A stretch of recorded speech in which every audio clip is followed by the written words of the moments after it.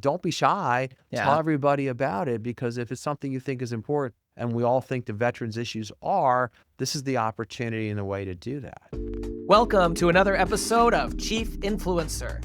I'm your host, Anthony Shop, co-founder of Social Driver. Let's face it, Washington is the center of influence in the US and arguably in the world. Chief Influencer features leaders who have figured out how to break through in today's fragmented and fast-changing environment. Social Driver teamed up with the Communications Board and the George Washington University College of Professional Studies to recognize these incredible leaders as chief influencers and highlight how they inspire and influence others. I'm thrilled to be here in person today at the VA with our guest, the Honorable Paul R. Lawrence, Ph.D., the 11th Deputy Secretary of the U.S. Department of Veterans Affairs. Dr. Lawrence serves as the department's second-in-command and chief operating officer, helping lead one of the largest and most complex organizations in the federal government, actually in the world. He does this in service of America's veterans. Now, before we dive in, here are a few things I think you should know about Deputy Secretary Lawrence. First, he's a proven leader in large-scale public service delivery. As Deputy Secretary, Dr. Lawrence directs policy and operations across the VA, ensuring coordinated action and execution of the Secretary's priorities. Previously, he served as the VA's Undersecretary for Benefits, overseeing the delivery of more than $100 billion annually in benefits to millions of veterans and their families. Second, Dr. Lawrence bridges government, business, and management excellence. With 35 years of experience solving complex management challenges, he's led in both the public and private sectors, including serving as a consulting partner at 2 Fortune 500 companies. He's also authored several books on building more effective and efficient government. And finally, Dr. Lawrence brings a deep commitment to service and leadership. A U.S. Army veteran and airborne school graduate, he was awarded the Meritorious Service Medal for his military service, among many other honors. Dr. Lawrence, you've been called an Army captain, Fortune 500 partner, National Academy of Public Administration fellow, Government Executive of the Year, published author, and of course, Deputy Secretary of the VA. Today, we're proud to call you a chief influencer. Welcome to the show. Hey, thank you, Anthony. Thank you so much for caring about veterans, too. Absolutely. Well, we're really thrilled to have you here with us and to be with you today here. You were recommended to us by some leaders at a roundtable discussion at LinkedIn as a public sector leader who does a great job showing up with your personal brand to advance your mission. And so I'm really thrilled to dive into the conversation today. And I want to start just by asking, you have a unique career because you haven't been in government your whole career. You spent a lot of time in the private sector. What's been the biggest adjustment in shifting from consulting to leading inside of a federal agency? And what strengths would you say translate best? Certainly. Well, first, one of the things about consulting is you advise. You have clients, often in government, as was my case, and they invite you to work on problems, and you give them advice and ideas, and you can coach them right up to the point, but they have to go do. Now in government, you do. You make decisions, you execute projects, you have to go and do the work. So the problem-solving skills as a consultant translated readily, right? Hey, what would the problem be, right? Can we bring math to understand the effects and the like? But the ability to go and execute was what's different. And of course, what's different in government, as you know, it's the scale, right? There are very few places that have 441,000 employees. You can say, oh yeah, this is just like that. It's not. The complexity, and we have a lot of stakeholders. We have a lot of issues, right? We're simultaneously a healthcare company, a benefits company, which is kind of like insurance. And then we deal with memorial affairs, very personal experience, and stakeholders. Everybody's interested in veterans issues, not just Congress, the nonprofits, as you've pointed out elsewhere. And so we really, have to deal with a lot. And then finally, there's the pace. Ironically, I think our government was designed to go slow, but inside it goes very fast. So there's just a whole bunch of things that are different, but similar. Yeah. Every chief influencer we've talked to, they have to influence a number of stakeholders. And you mentioned there's so many stakeholders with the VA, such a complex organization.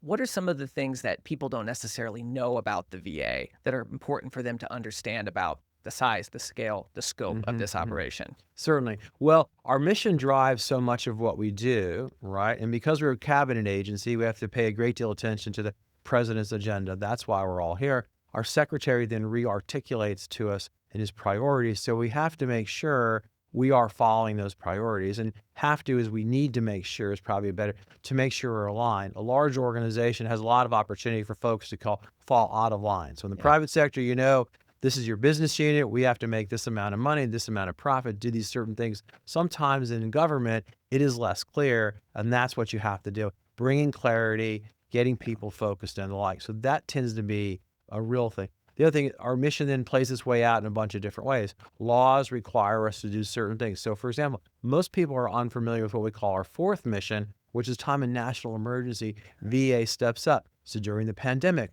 our hospitals were available. During periods of emergency, our hospitals will be available. So we're there for that too. That's less talked about, but that's where we get involved in those. Yeah.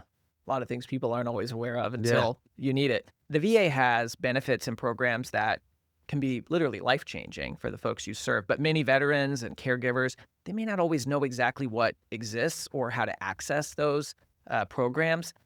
How do you think about getting the right information to the right people at the right time? This is something we think about all the time and spend an awful lot of time worrying about it. You're right. The American public, through Congress, has set in motion a series of benefits for veterans that they've earned by virtue of their service, right?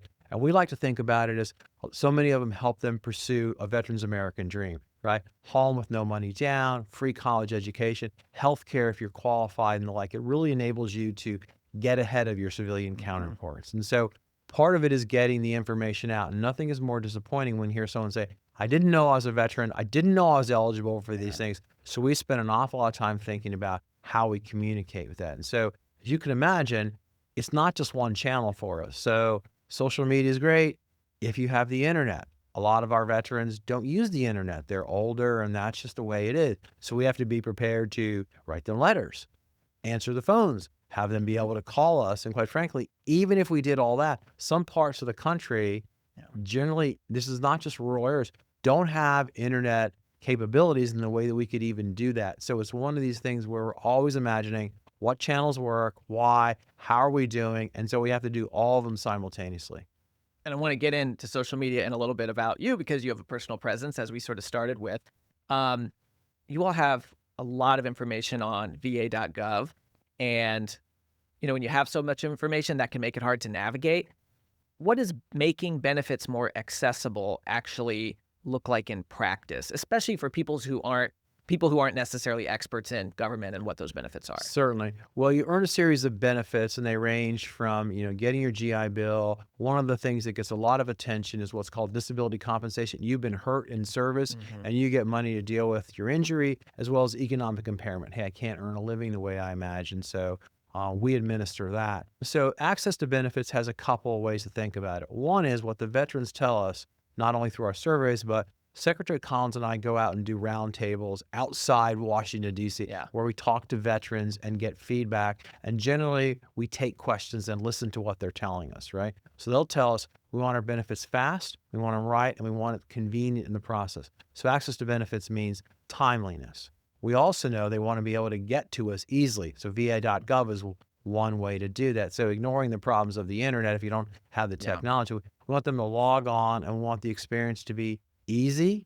We, of course, are benchmarked in every veteran's mind against places like Amazon. So as much as we're getting better, we know the world is moving faster. So you'd be surprised to know that we have a request for a contract out now to have someone help us make va.gov even better. Okay. So we know the world is moving ahead of us, and we know that's one of the avenues you do that. And so access is, yes, we'll do it quickly, but we'll make it easy for you to interact with us. The secretaries give us a challenge. One of the forms where you get your benefits is 18 pages long. Oh, wow. Why isn't that 3 or 4 pages? And that's what we're working on. I'm glad that you brought up the Amazon comparison because a lot of organizations, they think, well, we can only do so much, but your customer, the people who you serve, they're using Amazon or they might be using Uber or a grocery delivery. And so their expectation for how they interact with services has changed significantly.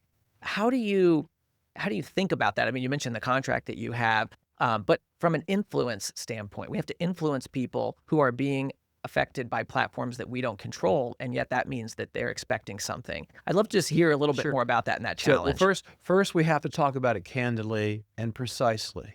Okay, we have to talk about what it means to measure our services. So let's go back to the disability compensation, because this is the benefit that is generally used a lot and well known. About 60 or 70 billion dollars a year go out in these payments, if I remember the numbers right.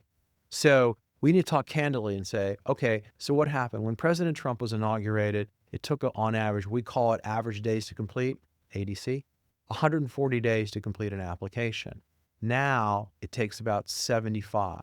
Okay, so Cut you in think, half, wow, pretty that's much. pretty good, better management, a whole bunch of things. But of course, we have to talk candidly.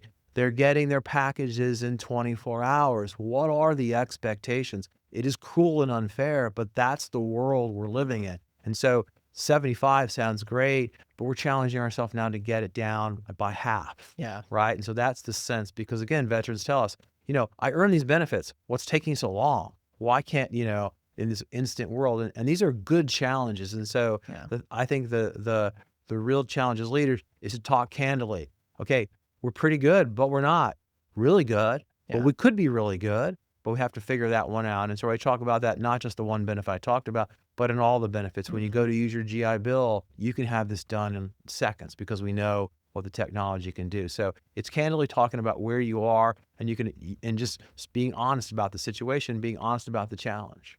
Yeah, and it's all a matter of perspective because you say, "Oh, we cut it in half." I mean, that can sound really great, but if you're that veteran who's waiting for those benefits, then, waiting more than 2 months, it maybe not doesn't feel so great to them. And they tell us that, and Yeah. we have to understand that, right? And so, Yeah. yes, it's the unfair situation of expectations, and it's no different than any industry and any company in the industries. You mentioned they tell you that, and earlier you mentioned that the town halls that you and the secretary participate in. Um, I know you get a lot of ideas from these town halls, and this is an important way of listening. I also think it's very interesting that, some members of Congress may be avoiding this format lately. It's a challenging format Yeah. because you have to be ready to accept criticism. Can you talk about the approach of organizing town halls, how they're valuable in the moment? But I know that you also are learning from those, and you're getting information that you're finding other ways to amplify beyond the people who are in those rooms. Certainly. So the way I do it is for one of the projects I'm in charge of is the electronic health record. We're putting in a new electronic health record. It requires me to go places and see things, often spending the night. In the evening of when I'm out there before I spend the night, before I go back to the hotel, is we'll arrange with an American Legion post or a VFW post to go there and hold a town hall. They'll invite all their members, friends, family, the like. They generally average about 50-ish people there, Yeah. 6 or 7 o'clock in an evening. And so it starts with me at the front of the room, and they say, hey, welcome, do whatever. I talk for 10 minutes. Here's what's going on. And then we take questions. These are unfiltered questions from the members in the audience about what's on their mind.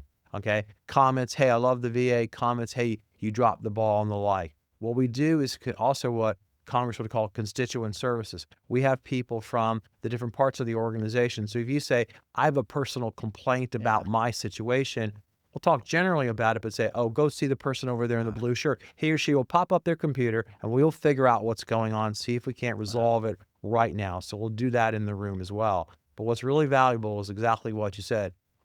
Take notes while it's going. What are the questions they're asking? What are they telling? Now, some of it is, of course, not precise.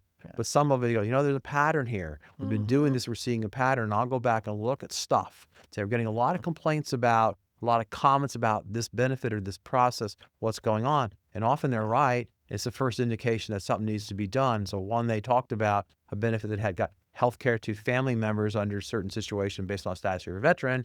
Right. 75,000 people were waiting almost 3 months to get this benefit. We looked at it and said it needs to be better. Right now, it's like less than 1,000 people. It takes about 3 days. Okay. So the information is really valuable and what you can learn. And so that's something we're very proud of, which is we think we're the only members of the CAB who are outgoing, listening to what people are telling you about your services. And it kind of sounds to me like when we think about this idea of influence and how we have to influence others, and we'll get into that a little bit more soon. You're allowing them to influence you through those. You're using that information to identify what to prioritize. And that's kind of interesting when you're consulting. Obviously, there are mechanisms, focus groups, stakeholders, et cetera, be influenced, but you're doing it on behalf of someone. And it's different when you're doing it for yourself and you're having to go and take unfiltered feedback. And again, it's not, I don't know if every cabinet department does that. And But it sounds like it's very valuable and it influences what you focus on and how you get the information out to the right Right. people. And I will post on LinkedIn as we'll talk about these events so people can see we Yeah. are out listening. We are trying hard to be transparent.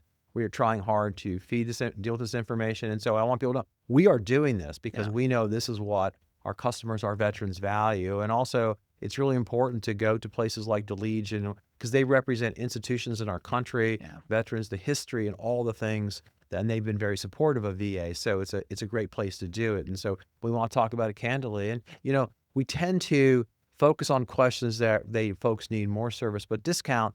Generally, most people have very good experience with VA. Yeah. And once or twice in these conversations in the town, someone will stand up and say, listen, I don't know what these guys are talking about. I have awesome experience. The doctor saved my life. I had Oh, a wow. heart attack. I was contemplating harming myself. So we know that's out there. We spend more Yeah. time on the resolving issues because we know that's what people want. But Yeah. it's generally moving in that sense. Like, hey, customers are talking to us and they're really appreciative. Mhm. I've never had a problem.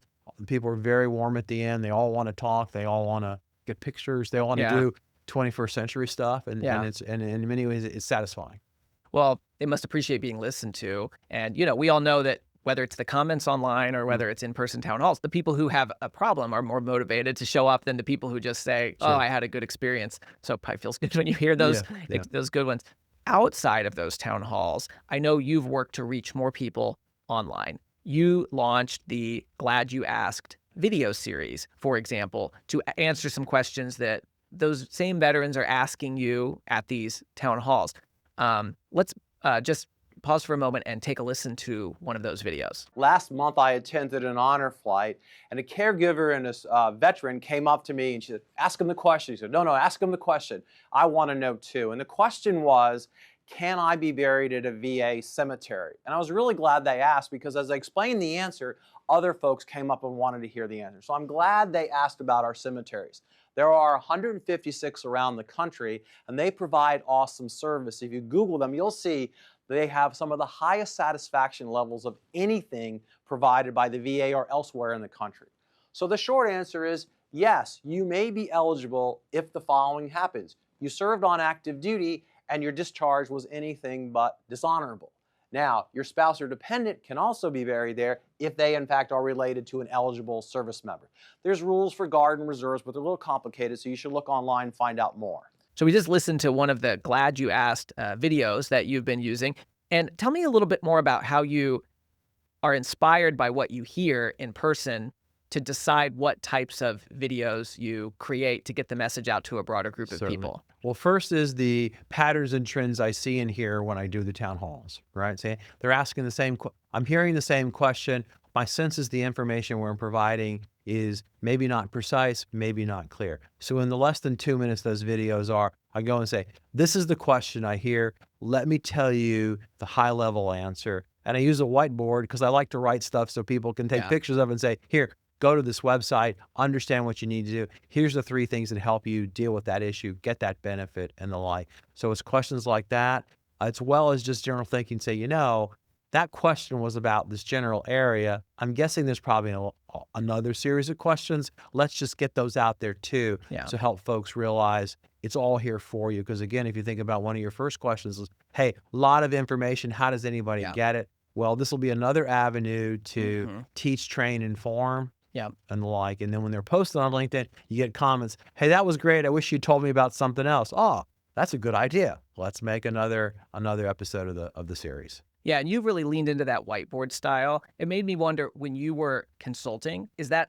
kind of a natural approach for you? Were you a big whiteboarder and then that just worked well and flowed into the way you communicate with veterans through this video series? Yeah, absolutely. I like lists. I'm a visual person. I want stuff written down. I want to be able to go back and refer to Yeah. something. And if you were to ask me a question, I would flip you something.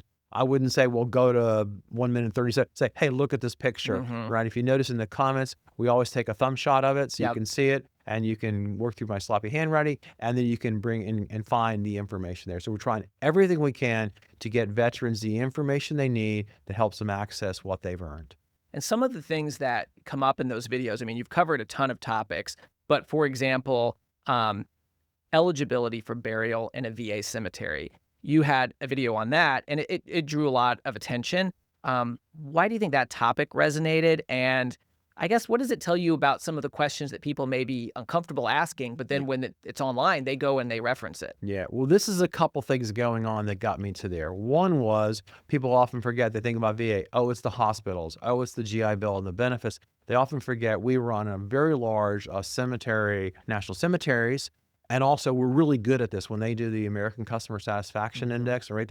Our cemeteries, the National Cemetery Administration, is at the top of the list for everybody. Oh, wow. So this is a really good service. Now, what I've learned though from my previous job with VA is often when you're dealing with people who have had a death in the family, the veteran, it is a very difficult period of time. Yeah. And so they, hey, my husband was a veteran. I'm supposed to do, how do I get them buried? How do I get a service and the like? So the reason why this is important is the benefit I was describing, and the glad you asked, was how you determine your eligibility for our cemeteries. And you can do this at any age. So our message is really, yes, obviously, if you're at the end of life, well, but ideally, we'd like you to do this early. Yeah. So your loved ones don't go through additional stress, frustration when they're grieving. So that was really the message. And what I would do, often say, do this now. Yes. It's not age independent. Do this now and you'll know, and this will just make it so much easier on the folks you love later. Yeah. And I mean, I feel like we whet people's appetites on that. What's the thing you want them to know about eligibility, just so that they go check out that full video? They check out the video and you'll be asked, so you prove you're a veteran, you've proven your DD-214. We'll do some search to make sure you're eligible. You can't be a criminal. There's a whole series of things, but it is very quickly resolved. And you'll be interested to know, at a roundtable about a town hall I did in Michigan a couple weeks ago, might have been a month ago, the question everybody wanted to ask was about burial benefits. The woman from the National Cemetery Administration took all the questions, and everybody tended to be older, and they were like, this is great. I don't do the internet. To which she said, I have a packet here of forms. Okay. It was 1970s all over again. Yeah. They all got great service. They were ecstatic at the end, and they knew this will be just one less thing. In this case, it was mostly guys my wife will have to deal with. Yeah. Well, and I guess it's a good reminder. I mean, you're reaching people on LinkedIn and YouTube, which we've talked about, but you're also doing postcards, text messaging. It takes every form when you have to reach an audience of over 400,000 people. Right.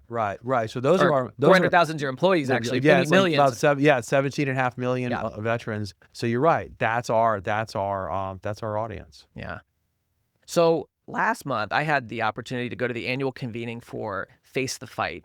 And I know you know what that is, but Face the Fight, for those who don't know, it's a life-saving initiative that unites more than 250 cross-sector partners, and it's corporations, nonprofits, academic institutions, and now the VA is a part of that. And it's focused on dramatically reducing veteran suicide by 2032. That initiative was founded by USAA, Reach Resilience, and the Humana Foundation. And you seem like a really perfect leader to ask with your private sector and public sector leadership. Why is it so important that when faced with a huge challenge, we don't just depend on government or just depend on the private sector or just depend on the nonprofit sector, but that we get coalitions that bring all of those sectors together to work on the issue? Yeah. This issue is particularly important to our Secretary Doug Collins. Very much cares about this. His challenge to us has been, every year for the last decade or more, we spend about $500 million on this, and the number doesn't change. So he's really challenged us to think hard about what's going on. Now, one of the things we do know that when veteran homelessness was driven down, when veteran employment was really worked on, it was an all of the above strategy. It wasn't just VA, it was getting everybody together. So this is a very familiar model to us. And so we're excited that USAA wants to do this, putting in their own money, that's great, and enlisting others. We know that what we've got to do is have reach out to folks. We want them to come to VA. So part of it is, hey, amplify our message, because we know that, I think the number is 70% of the people end up harming themselves have not been to a VA. They haven't connected with us. So if we can do things like get the message out through groups like this, as well as new ideas. We know, given the history of what's gone on with this number, it's really disturbing and it's not moving. So it's a search for other ideas and other approaches we should be thinking about. And one of the kind of bright spots that I heard when I was at this event was that even though you're right, the number's not really moving, it's a major challenge, those individuals who do seek help from the VA have a much lower incidents of suicide, like you were saying. And so if you can get people access to those resources, if they can, go seek help, it makes a huge difference. And that's why they're focused on reducing the stigma, getting people to talk about it, Right. and not just ignore the issue, but say, hey, we have to talk about this problem. Right. And it's also really it's matured the conversation. A while ago, it would have been call this number. Yeah. Now it's look for this, understand these things. Mhm. It's okay to do something. We've got to, as they say, move the conversation to the left. Yeah. And so this is really helping that conversation. Now we're putting more people aware. And often it's just like, hey, you're good. Tell your buddy this. Yeah. Tell your network this. Tell your community this. Tell them about these resources. And so it really helps us try to reach more. This episode is brought to you by the George Washington University's College of Professional Studies. With in-person and online programs ranging from master's degrees in public relations strategy to certificate programs in digital communications, GW offers more than just the credentials to help working professionals get ahead. It prepares them to be leaders in their field. Check out cps.gwu.edu for more information. Yeah, and I think Buddy Check Week is a really good example of that. it. Do you want to speak to that? Yeah, at all? certainly. So buddy checks is what we talk about all the time.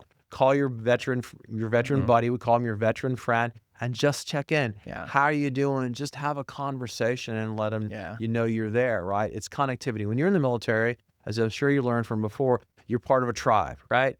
You're doing something, a meaning, purpose, and money. When you leave the military, now you don't. Ideally, you get a job, go to school, active in your faith. But if you're not, now we really begin to worry. Well, we worry a lot, but now the worries are amplified. And this is the moment. Oh, I have friends calling me. I'm participating in these things. I'm going to nonprofit. I'm on, doing their 5K. Yeah. We know that connectivity is really, really important. Yeah. And that transition period when you leave service tends to be one of the most difficult times, which is why I think Buddy Check Week's kind of a good example of that cross-sector collaboration, because obviously the VA spearheads that, but I know Face the Fight was involved. They got some celebrity influencers like Coffee Anderson to post about it on social media, and then Starbucks got involved and gave away free coffees if you pledge to contact your buddy. And so it's one of those areas where if we want to influence around a major issue, it can't just all come from one voice. It needs to be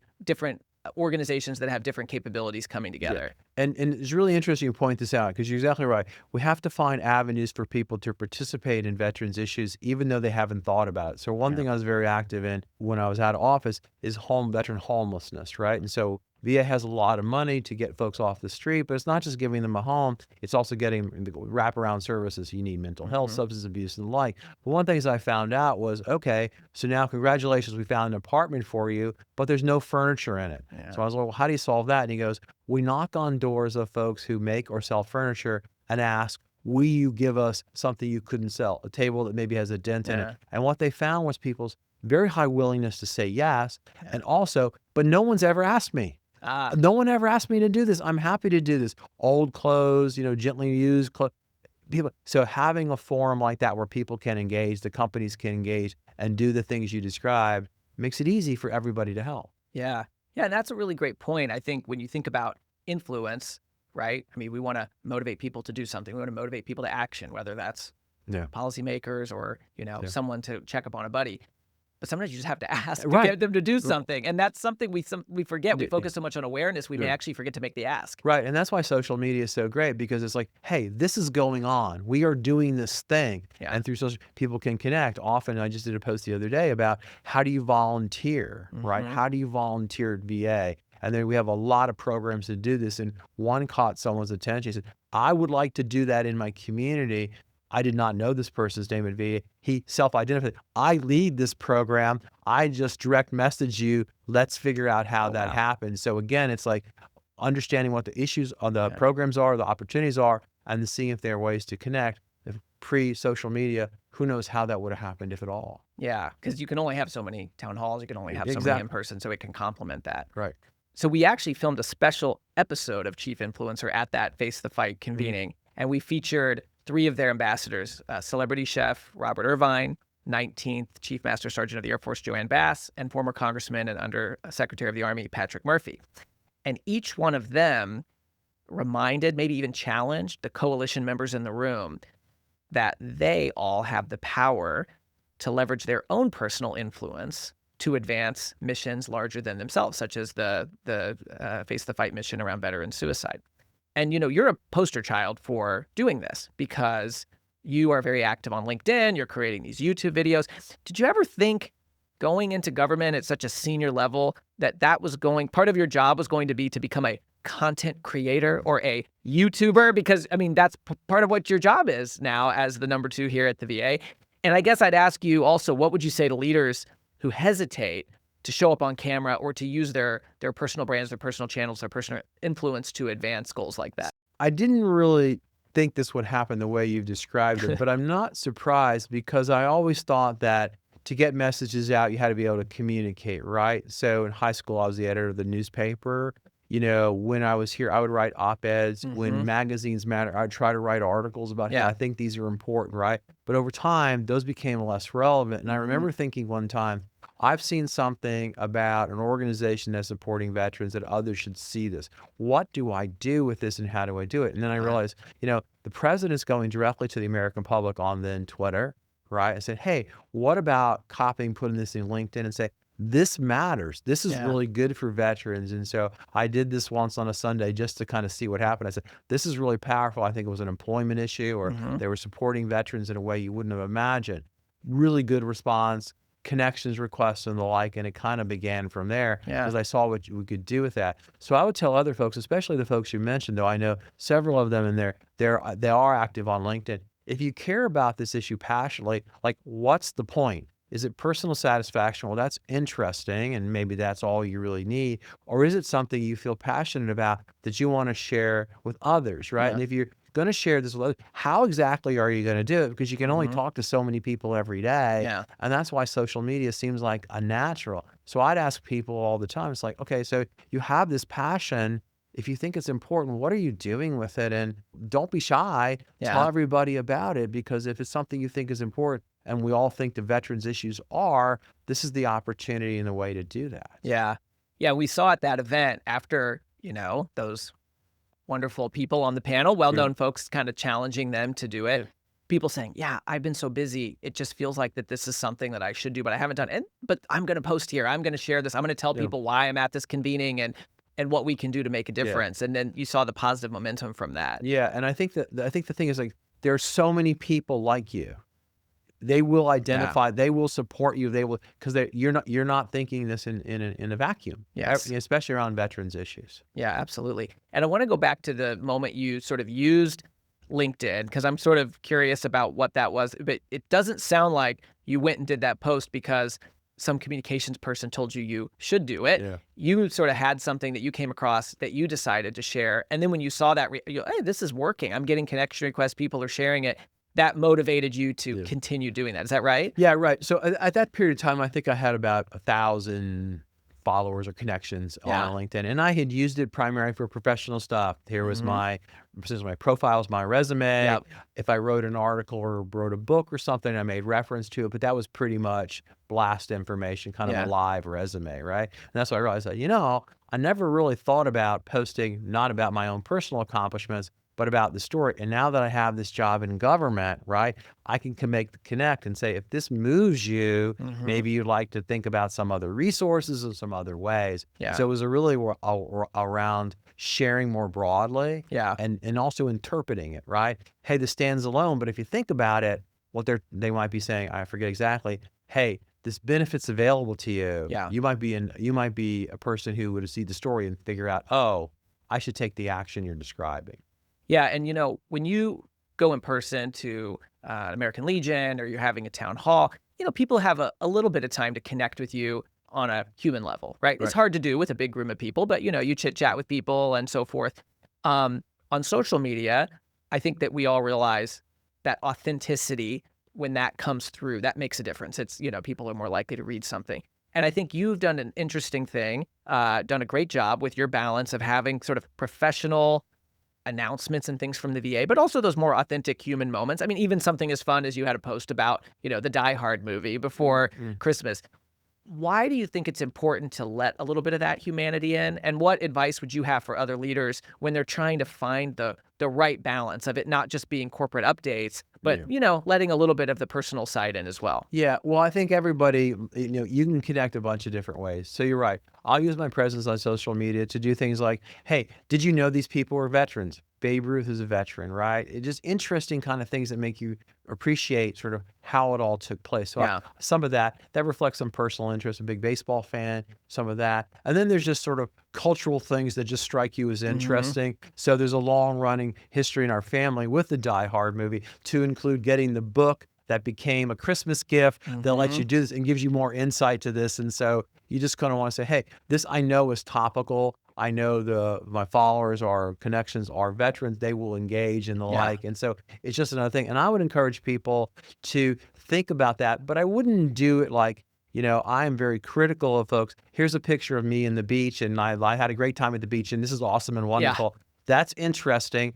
I'm not really into that. Okay. Yes. I'm not so saying you got to pound away at your subject matter ad nauseum, but there is a fine balance, I think, to what I'm trying to achieve is a level of professionalism and focus on the issues that matter to me and the intersection between my passion as a veteran, my passion as a person, and what I do for a living and the mission I have here. So I really tried to get that sweet spot so folks think about my brand as this is a person who cares deeply about veterans, and what you'll read on there is content focused, not on him, not on going to the beach, not on what, but here's some interesting things that will help you understand how you can contribute, what you might be able to do with our benefits, or just something that might be interesting that will keep you in this community and engaged. Yeah, and I'm glad you brought that up because when I've worked with leaders who are thinking about getting more active, sometimes they say, well, I don't want to be that self-promotional person that's just talking about myself. Yeah. And now that we've, had 130 plus chief influencers like yourself featured, we can say, great, you don't have to do that. Look at these examples. They make it about the audience. What do they care about? Yeah. What's relevant to them? And if having that personal tie-in, like the Die Hard thing, is going to resonate with people and have them pay attention, that's great. But if it's all just me, it kind of feels icky. And frankly, it doesn't usually work very well. Yeah. And so I think hearing you say that might help folks who are wanting to get over that hurdle see that there is a path to do that where you can let a little bit of that humanity in.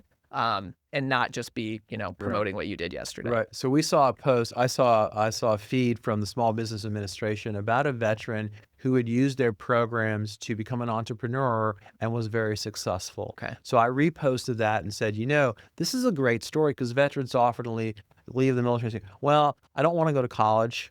I don't want to get a job at a big company, sit at a desk and be an IT person, or what shall I do? So I use that to explain, look at this person, here's a model, and understand at VA, here are the programs that can enable you to do something very similar. That was really well received. And it was simply taking the story and explaining now behind the covers, if you will, you could do this too. There's a whole bunch of programs and resources that could help you do that. So it was really exactly your story. It was about taking that, maybe better explaining it, because I was thinking what people do is like, oh, look at John, it was a guy, John, this is not his name. Or, look at this. Wow, I wish I could have done that. Here. And my thinking was, let me explain how you could. Yeah.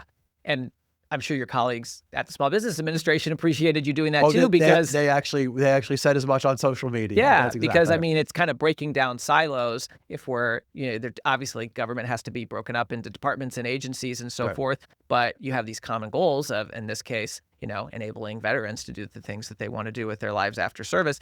And I think social media is sometimes an easier place to break those silos down because it's a lot easier to repost something and to share that story with your audience than to, have to organize some interagency meeting or something. It's very funny you mentioned that because there are interagency meetings and they are ones that are geared toward the deputy secretaries. Yeah. So what we just decided was the meetings were an hour long, and the one I'm thinking of, the feedback was, let's set the meeting for a half hour earlier and use that time to network in person to talk about exactly what I said. How should we be working together and doing stuff together? So we're trying to do that in person, but it's much easier on social media, ironically. Yeah. And I think when we also think about getting those messages out, I've seen some good examples across sectors of reaching the right content creators who have an audience already, who may want to share, maybe they have an audience of small business people and they want to share that resource with their followers, for example, too.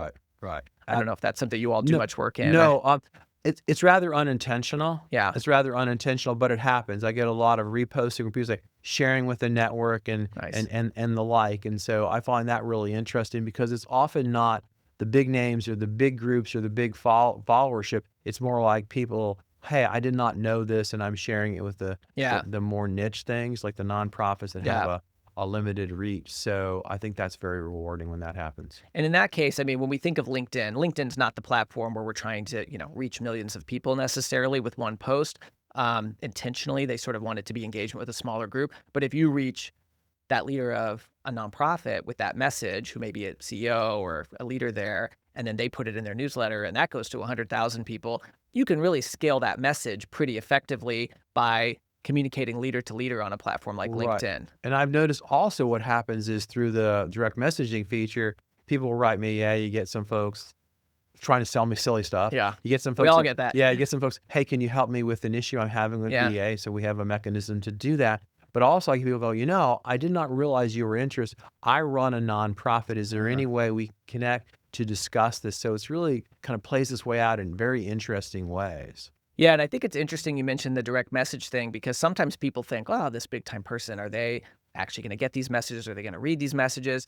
And we featured as a chief influencer the ambassador from Liechtenstein, Uh-huh. Georg Sparber. And he mentioned that, small country, small team here, but he really has to try to punch above his weight and get his message out across the country. And I think he does it pretty well. We featured. And he likes LinkedIn and that direct message feature. He said, sometimes he gets a message there that he wouldn't have necessarily gotten otherwise, and it unlocks that. And so knowing that there's a direct line to reach leaders, not that everybody can necessarily answer every Sure. single message, but that line of communication is open in a way. Yeah, no, absolutely. So I do review them, and I have folks look at them too. Look at the comments on Yeah. the post.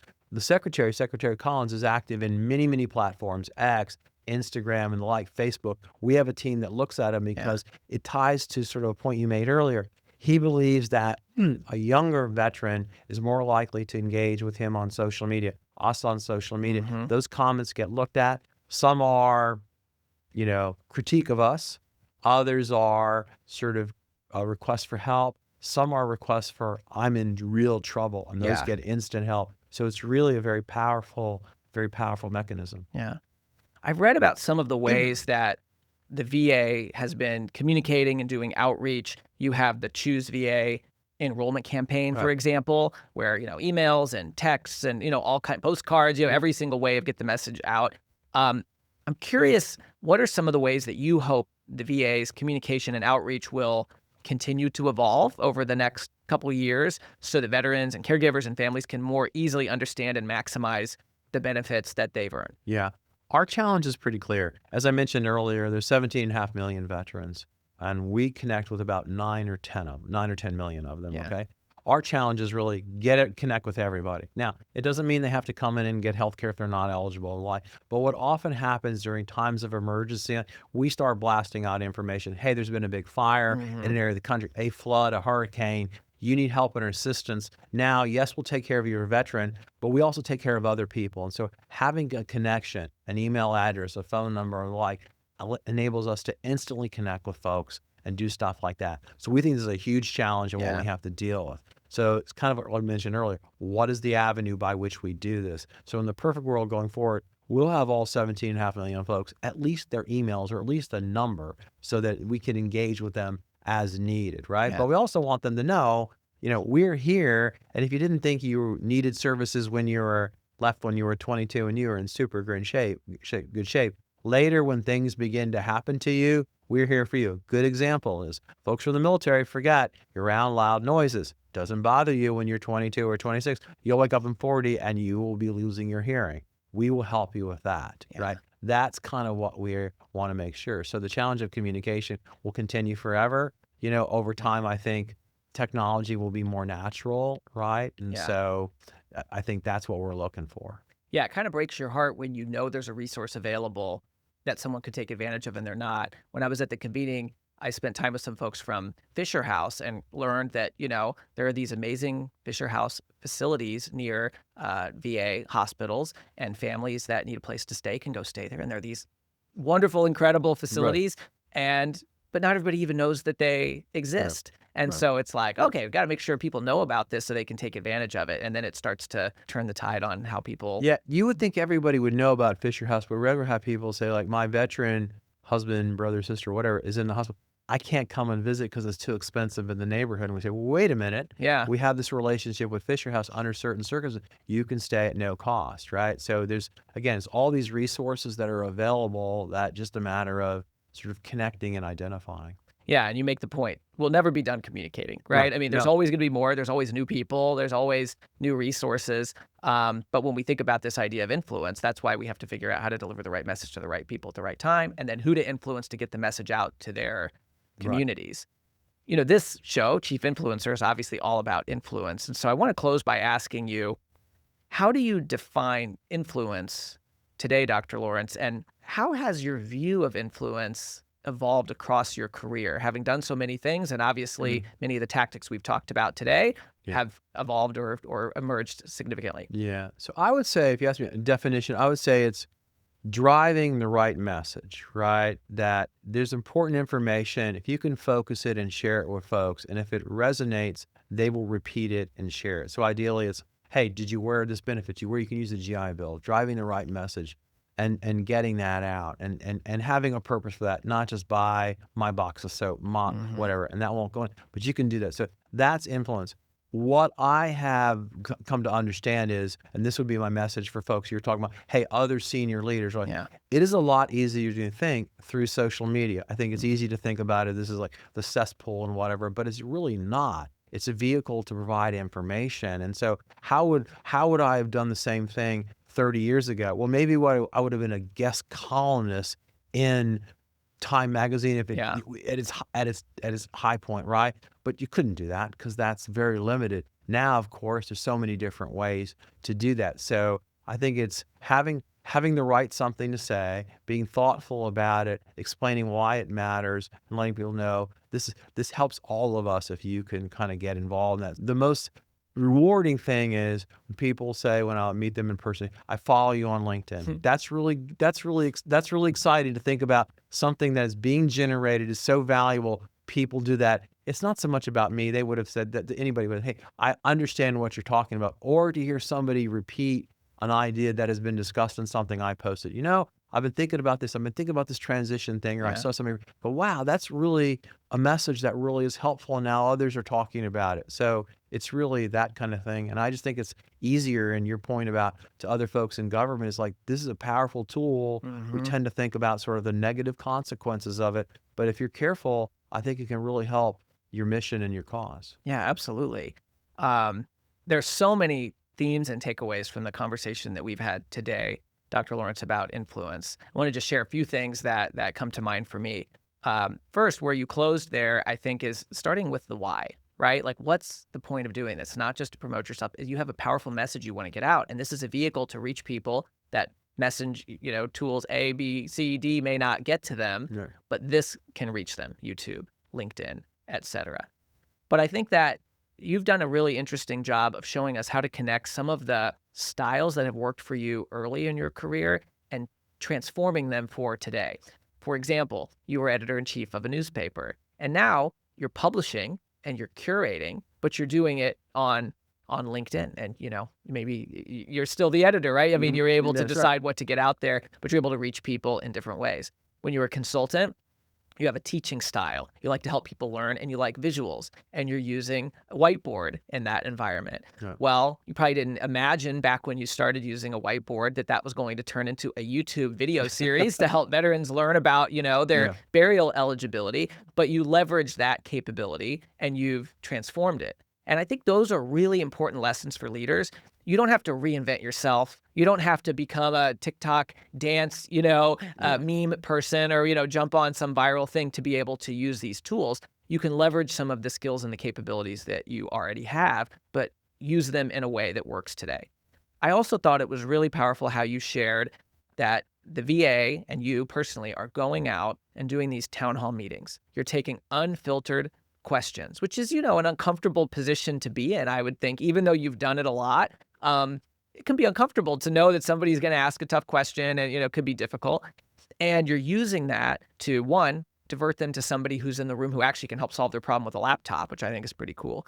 But to say, wow, there's a theme of these questions that I'm hearing, that would make a great video. And that turned into the burial eligibility video that we heard, for example, where now many more people can see that. And we've seen, many thousands of views on that video. So obviously it resonated with others and helped them solve their problem. And I think that's a lesson for leaders. If we want to influence others, if we want to know, well, what content should I create? What should the post be about or the video? Well, let's start by saying, what are the things I'm hearing about? What are the questions that people are coming to me with?